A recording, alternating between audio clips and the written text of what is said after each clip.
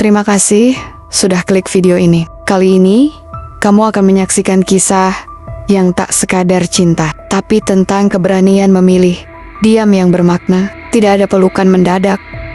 Tidak ada ciuman penuh drama, hanya satu tarikan napas yang tenang dan keberanian untuk mendekat. Di ruang yang temaram, di antara suara hujan dan cahaya lampu satu-satunya. Dua hati yang terlalu lama saling menjaga, akhirnya duduk saling menghangatkan. Tak ada kata cinta, tapi pandangan mereka saling bicara. Sentuhan mereka bukan hasrat, tapi pengakuan yang tak pernah sempat terucap. Dan malam itu, untuk pertama kalinya, dingin berubah jadi rumah.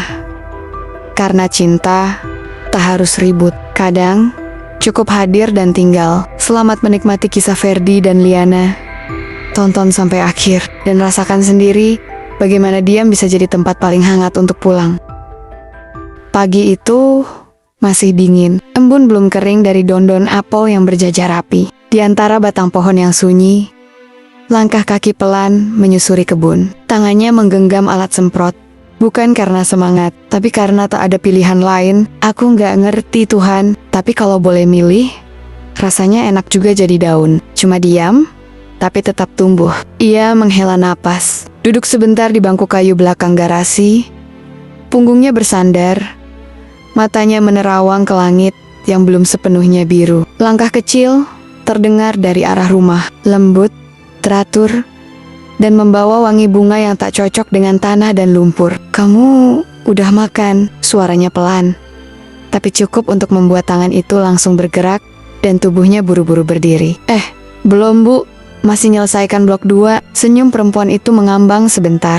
Bukan senyum basa-basi, tapi senyum yang seperti nyimpan sesuatu. "Kadang saya juga kangen makan nasi bungkus kayak kamu. Rasanya lebih jujur." Ia hanya menunduk, pelan-pelan membuka bekal dari plastik bening. Roti isi telur, sambal kecil, dan sebotol air mineral.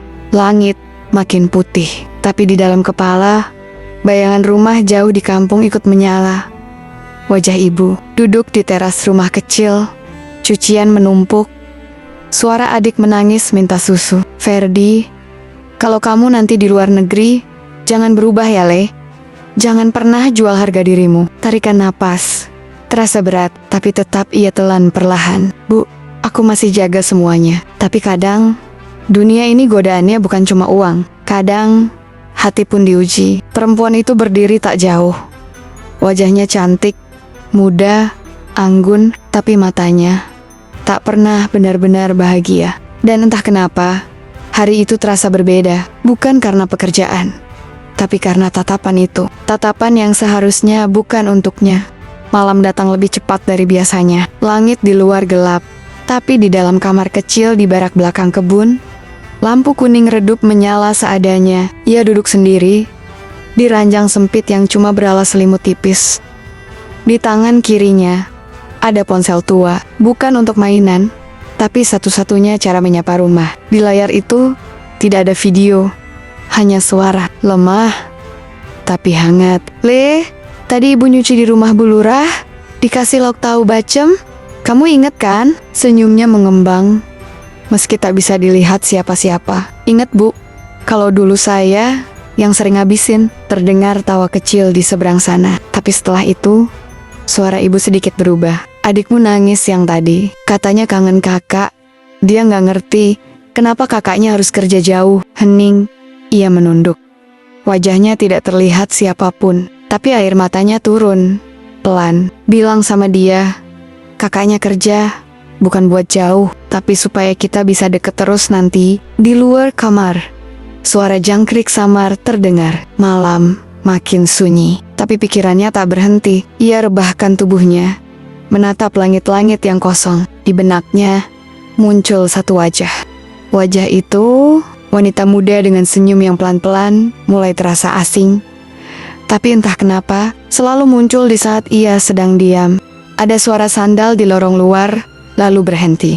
Tok, Ferdi, masih bangun?" Suaranya pelan, hampir berbisik. Ia tak langsung menjawab, tapi ia bangkit dan membuka pintu. "Maaf ganggu, aku nggak bisa tidur." Perempuan itu berdiri dengan kardigan tipis, dan rambut dikunci rapi.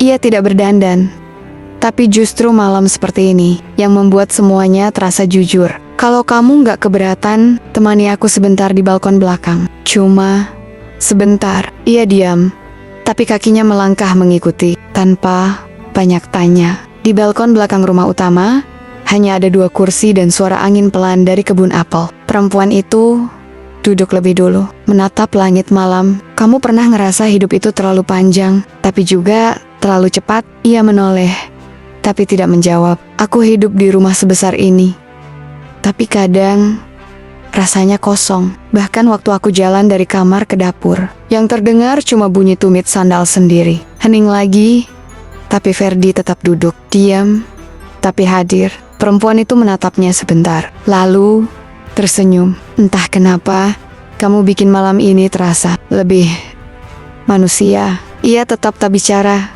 tapi dari cara ia memandang, perempuan itu tahu, dia mendengar semuanya. Pagi itu langit sedikit murung, matahari enggan muncul utuh, hanya membiaskan cahaya pucat dari balik awan. Di kebun, para pekerja mulai bergerak. Ada yang memeriksa batang, ada yang menyortir buah, ada juga yang sekadar duduk melepas kantuk. Ia sendiri, seperti biasa, bekerja tanpa banyak suara. Tangannya sibuk memeriksa kelembapan tanah, lalu mengganti selang penyiram yang bocor. Tapi pikirannya tidak di situ. Semalam belum hilang dari kepala, bukan karena obrolan yang panjang, justru karena kalimat-kalimat pendek itu terasa menempel. Aku hidup di rumah sebesar ini, tapi rasanya kosong. Sambil jongkok, ia menatap tanah yang lembab. Kalau tempat tinggal sebesar itu saja bisa sepi, apalagi rumahku di desa. Langkah kaki mendekat, bukan langkah perempuan itu, tapi seseorang dari dalam rumah. Ferdi, Mr. Robert manggil kamu ke ruang kerja. Sekarang, ia berdiri pelan, membersihkan tangan seadanya, lalu berjalan ke rumah utama. Di ruang kerja yang dingin dan rapi, pria tua itu duduk di kursi beroda, mengenakan sweater tebal dan selimut di pangkuannya. Wajahnya keriput, tapi matanya masih tajam. Kamu udah berapa lama kerja di sini, Ferdi? 1 tahun lebih, Pak. Dan selama itu, saya nggak pernah lihat kamu macam-macam. Kamu kerja seperti orang yang nggak kenal lelah, seperti orang yang nggak punya waktu untuk istirahat. Iya, hanya diam. Mr. Robert mengangguk pelan. Tangannya gemetar sedikit waktu menuangkan teh. Kamu tahu nggak? Dulu saya kira semua orang Asia itu diam karena takut. Tapi kamu diam karena tahu kapan harus bicara. Laki tua itu menatapnya lama. Kalau suatu hari saya nggak ada, kamu tetap kerja di sini? Ya, saya udah percaya sama kamu. Ia menunduk. Di dalam hatinya ada rasa hangat, tapi juga berat. Kalau Bapak percaya, saya akan jaga kepercayaan itu. Sama seperti saya jaga nama baik ibu saya di kampung. Pria tua itu tersenyum, lalu batuk pelan. Kadang, saya berharap kamu bisa saya jadikan anak. Tapi ya, umur saya udah jauh lewat dari babak awal. Ia tidak tahu harus jawab apa. Hanya berdiri diam, dengan mata yang pelan-pelan mulai terasa panas. Di luar, angin berembus membawa aroma apel dan tanah basah. Tapi di dalam, ada percakapan yang terasa seperti wasiat tanpa kata-kata terakhir. Sore itu mendung, tapi belum turun hujan. Langit hanya menggantungkan abu-abu, seperti hati yang ragu, tapi belum berani runtuh. Ia duduk di sudut kebun, tempat biasa ia beristirahat. Bekal nasi sudah habis, termos air tinggal separuh. Tangannya sibuk membersihkan kotoran dari sepatu botnya. Lalu datang suara yang ia hafal. Ferdi, boleh duduk di sini? Ia menoleh. Perempuan itu berdiri membawa 2 gelas kecil. Wajahnya polos, tidak memakai riasan, hanya sweater tipis dan rambut digerai seadanya. Iya, silakan. Perempuan itu duduk, menyerahkan 1 gelas. Day, chamomile, katanya bisa bikin tenang. Ia menerimanya, mengangguk pelan, tidak langsung diminum, hanya digenggam beberapa detik. Sunyi. Ferdi, kamu bahagia kerja di sini? Pertanyaan itu sederhana, tapi menusuk. Saya nggak tahu, Bu. Bahagia itu kayaknya terlalu mewah buat saya pikirin. Yang penting cukup buat ngirim uang ke rumah. Perempuan itu menatap lurus ke depan. Kadang saya iri sama kamu. Iri kenapa, Bu? Kamu kerja keras, capek, tapi kamu masih bisa tertawa. Saya punya rumah besar, kamar hangat, tapi tiap malam tidur sambil megang bantal kosong. Ia tahu maksud kata-kata itu, tapi ia pura-pura tidak paham. Kalau Bu Liana kesepian, mungkin bisa lebih sering ngobrol sama Mr. Robert. Perempuan itu tersenyum, senyum tipis yang seperti luka kecil di bibir. Mr. Robert lebih sering ngobrol sama napasnya sendiri daripada sama aku. Dan kamu tahu itu. Ia memalingkan wajah, hatinya pun mulai gelisah. Maaf Bu, saya cuma karyawan. Saya kerja buat bantu rumah saya di kampung, bukan buat hal lain. Perempuan itu berdiri, tidak marah, tidak tersinggung. Kamu orang baik, Ferdi. Dan itu masalahnya. Hati orang baik itu sering bikin orang lain jatuh hati, bahkan kalau mereka nggak boleh. Langkahnya perlahan menjauh, tapi kalimat itu tertinggal di udara. Berat, diam, ia tetap duduk. Tapi sekarang, gelas teh di tangannya dingin. Dan sore itu, untuk pertama kalinya, ia merasa pekerjaannya bukan lagi cuma soal pohon apel dan tanah basah, tapi tentang menjaga sesuatu yang tak boleh disentuh. Beberapa hari terakhir, Ferdi mulai menghindar. Ia lebih banyak kerja di area belakang kebun, jauh dari rumah utama. Kalaupun harus ke rumah, ia pastikan waktunya singkat dan seperlunya. Ia tak berani menatap lama, takut matanya tak bisa bohong. Tapi hari itu, Mr. Robert memanggil lagi. Kali ini lebih lemas, lebih sedikit bicara. Kamu gak pernah mampir ke rumah lagi. Saya kira kamu udah bosan. Ferdi berdiri dekat jendela, menjawab pelan. Bukan begitu, Pak. Saya cuma banyak bagian kebun yang harus saya beresin. Laki tua itu tersenyum samar, matanya tampak lelah.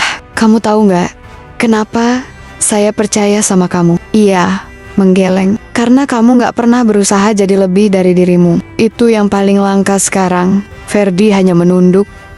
Hatinya semakin berat. Apalagi setelah Mr. Robert memejamkan mata dan berkata, kalau saya nggak sempat bangun lagi, jaga rumah ini ya, jaga Liana juga. Dia kadang keras, tapi sebenarnya rapuh. Kata-kata itu menancap dalam. Ferdi menatap lantai, tak tahu harus jawab apa. Ia hanya mengangguk pelan. Di luar ruangan, suara langkah terdengar pelan. Liana berdiri di ambang pintu.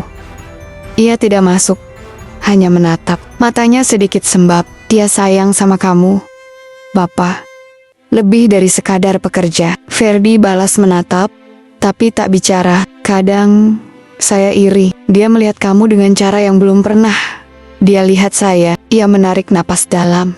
Bu, saya mohon, jangan tambah bingungin saya. Saya cuma ingin kerja, bantu keluarga. Saya nggak ingin hancurin apapun. Liana melangkah masuk. Perlahan, kamu nggak hancurin apapun. Yang hancur sudah lama retak.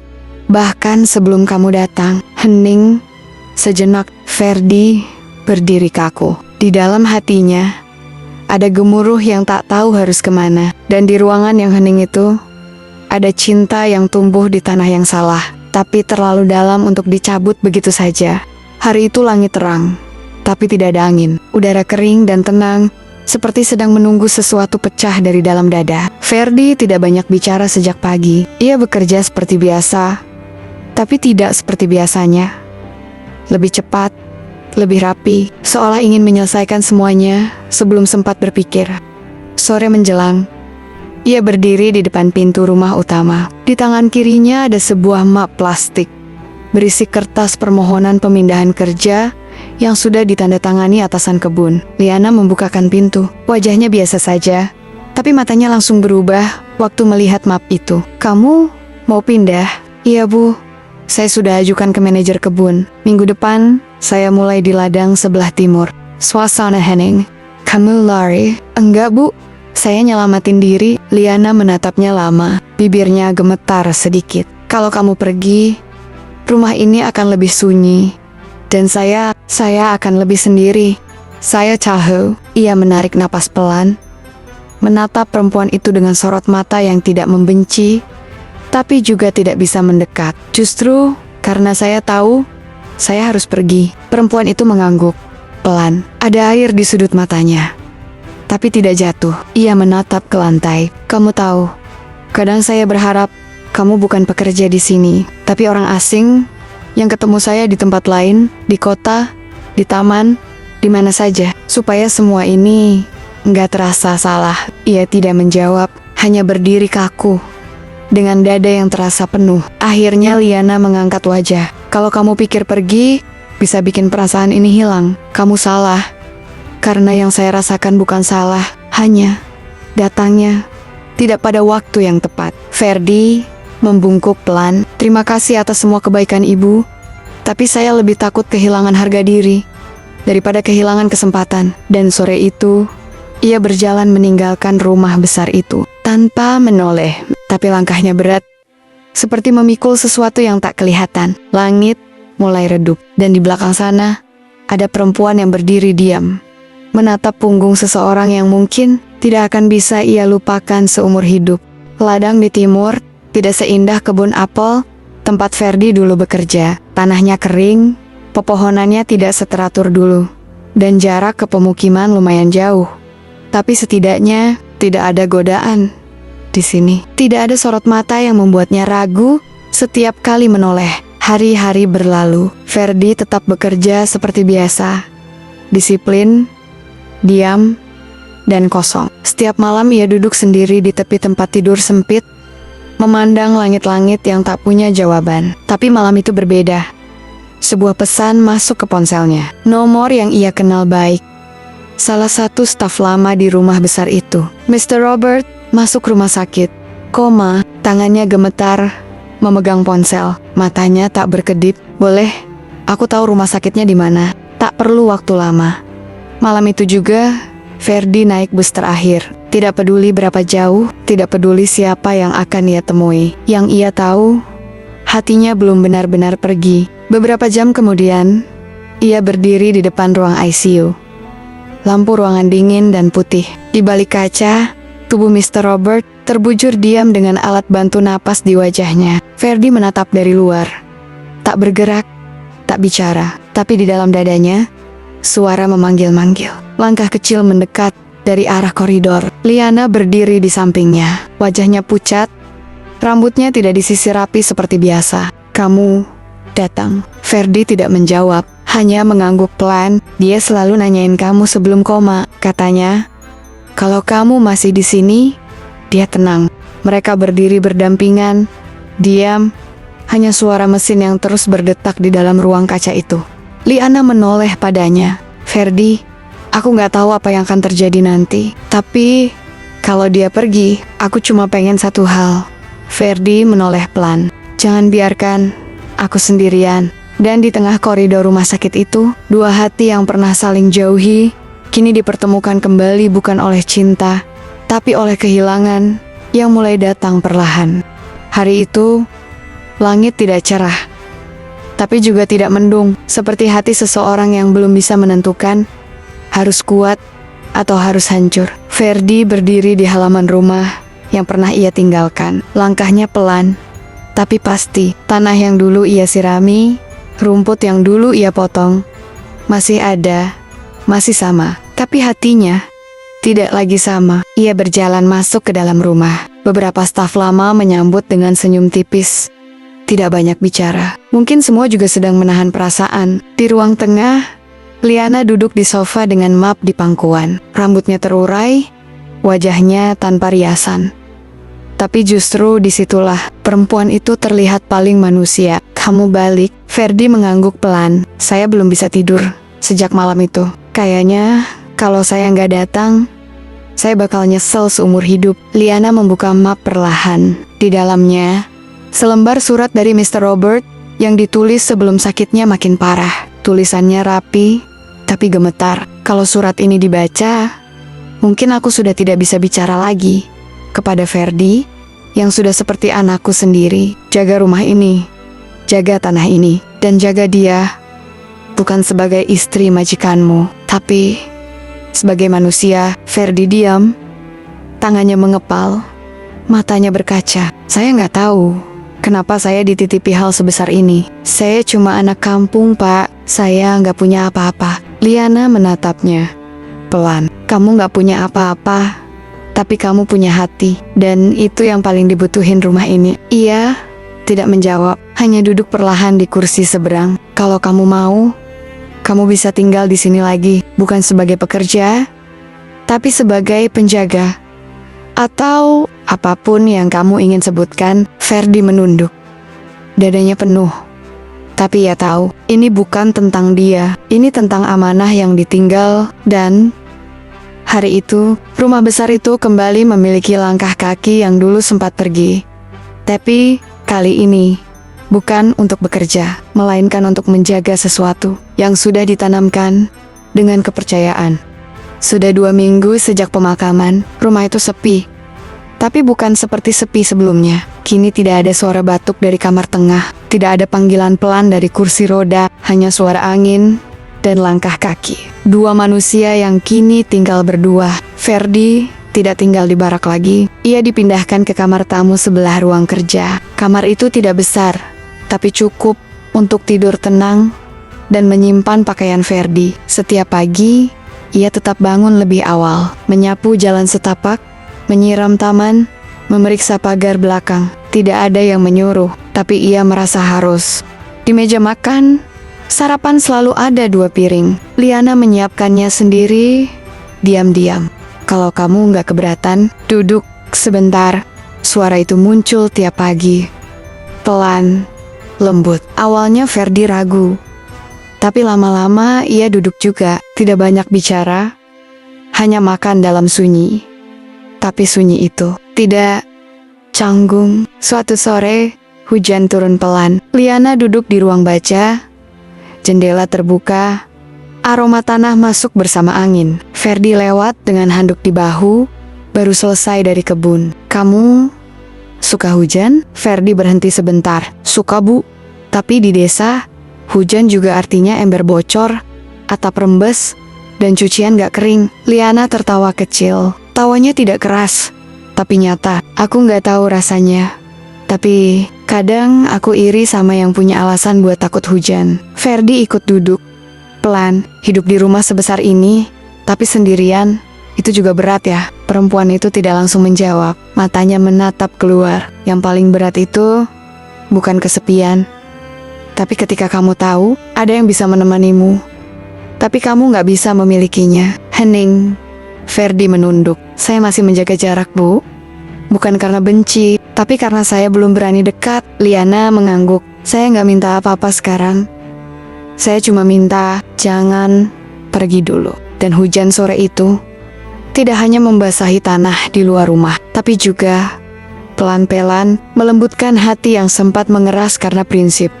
Malam itu sunyi, bahkan suara detik jam pun seperti memilih diam. Di ruang tengah, lampu temara menyala, hanya satu, cukup untuk menerangi 2 cangkir teh yang sudah setengah dingin. Liana duduk di kursi panjang, bersandar dengan selimut tipis, matanya lelah, tapi tidak ingin tidur. Di sampingnya, Ferdi duduk tenang, tangannya menatap kosong ke lantai.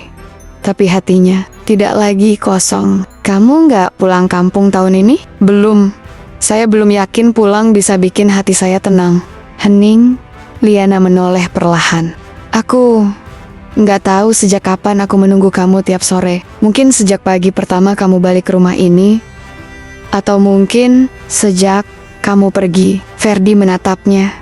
Matanya tidak lagi menolak, hanya masih takut jatuh terlalu dalam. Tiap malam aku tidur, aku ngerasain sunyi yang beda. Bukan karena sendirian, tapi karena seseorang yang duduk beberapa meter dari aku. Terlalu baik untuk cuma disebut tamu. Langit di luar gelap, tapi dada mereka pelan-pelan hangat. Tangan Liana menggenggam cangkir, lalu memindahkannya ke meja. Diam-diam, jemarinya menyentuh punggung tangan Ferdi. Tak ada kata, tapi di situ ada letupan kecil, seperti api yang hidup dalam kayu basah. Hangat, pelan, tapi tak bisa disangkal. Ferdi tidak menarik tangannya.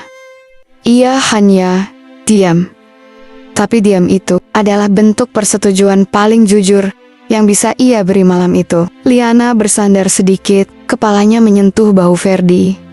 Tak ada pelukan, tak ada kecupan, tapi tubuh mereka saling percaya. Dan malam itu, untuk pertama kalinya, Rumah besar itu tak lagi dingin, karena dua hati yang pernah ragu, kini mulai saling menyala. Hari itu mendung sejak pagi, langit menggantung seperti rahasia yang belum terucap. Tapi tidak ada petir, tidak ada angin, hanya suasana yang terasa menggantung di antara dua orang yang sudah terlalu lama saling menahan. Ferdi duduk di ruang baca, masih mengenakan baju kerjanya. Tubuhnya sedikit basah. Hujan turun tiba-tiba saat ia baru saja selesai memeriksa jalur air belakang. Liana masuk pelan, membawa handuk bersih. Ia tidak bicara, hanya meletakkan handuk itu di pangkuan Ferdi. "Kamu belum ganti baju?" Ferdi mengangkat wajah. Rambutnya menetes, matanya dalam, dan kali ini tidak menghindar. "Dingin itu biasa, Bu. Tapi kadang yang bikin betul-betul dingin itu bukan hujan, tapi kalau ada rasa yang gak bisa diucapkan." Liana menatapnya lama. "Kalau aku bilang aku sudah terlalu lama menahan, bukan karena takut ditolak, tapi karena takut kamu pergi lagi." Ferdi berdiri perlahan, mendekat. Ia mengambil handuk itu dari pangkuannya, tapi tidak langsung digunakan. Ia hanya berdiri di hadapan Liana.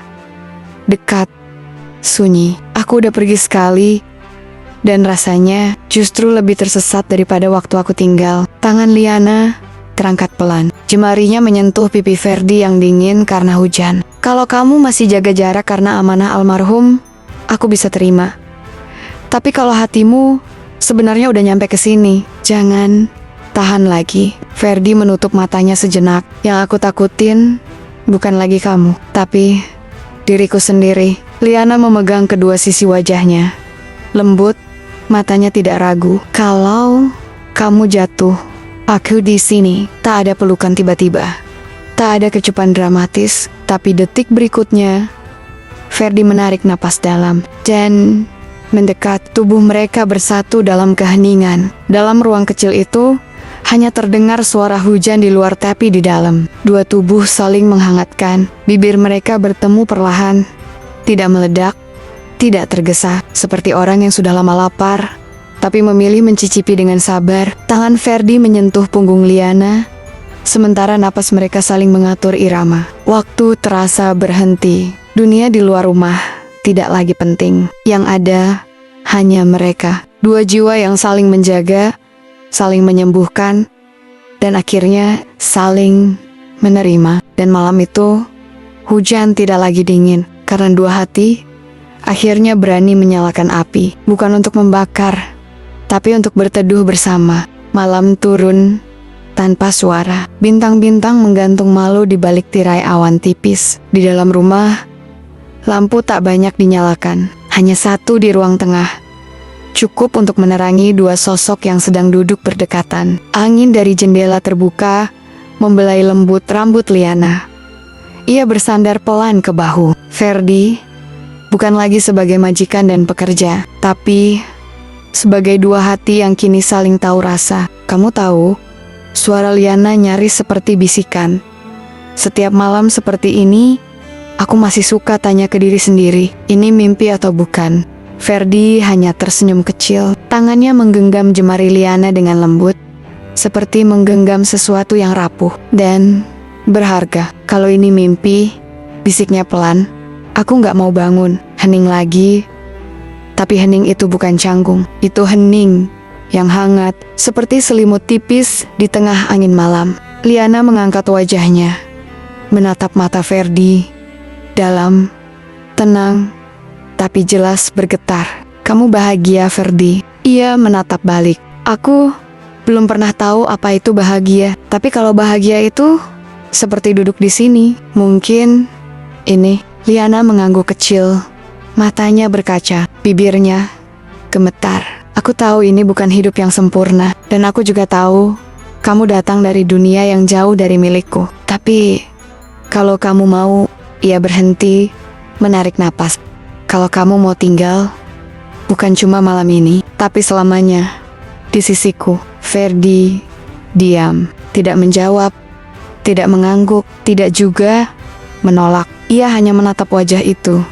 Wajah yang dulu ia hormati, ia hindari, ia tolak. Lalu akhirnya ia cintai. Lalu perlahan Ferdi mendekat. Tidak untuk bicara, tapi untuk mencium kening Liana, lembut, lama. Dan saat bibirnya menyentuh dahi perempuan itu, waktu seperti berhenti. Tidak ada suara, tidak ada janji, tidak ada kata ya, tapi juga tidak hanya diam. Tapi di dalam diam itu, ada perasaan yang akhirnya tidak perlu dijelaskan. Karena beberapa cinta tidak butuh jawaban, cukup keberanian untuk duduk berdua dan memilih untuk tidak pergi. Cerita berhenti di situ, tapi perasaan terus berjalan. Tak tahu di mana ujungnya.